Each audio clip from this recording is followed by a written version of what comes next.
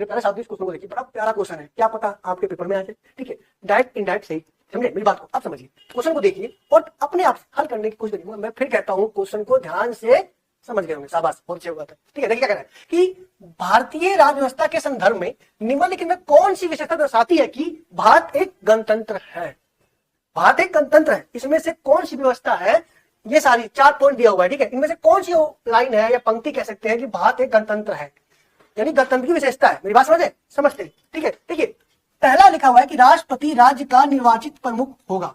ये गणतंत्र की विशेषता भी तो है ना। और भारत में ऐसा ही होता है, भारत का राष्ट्रपति अप्रत्यक्ष रूप से निर्वाचित तो होता है ना। ठीक है, तो ये विशेषता तो गणतंत्र की है। ठीक है, अब अगर ये सही है तो डी हमारा कट जाएगा। ठीक है, अब देखिए क्या कह रहा है, कोई वंशानुगत शासक, सामक निमाक पड़ेगा, शासक लिखा हुआ है, नहीं होता है। ठीक है, बिल्कुल सही बात है कि भारत में चुनाव होता है, राजा का बेटा राजा नहीं बनेगा, राजा वही बनेगा जो अधिकार होगा उसके पास।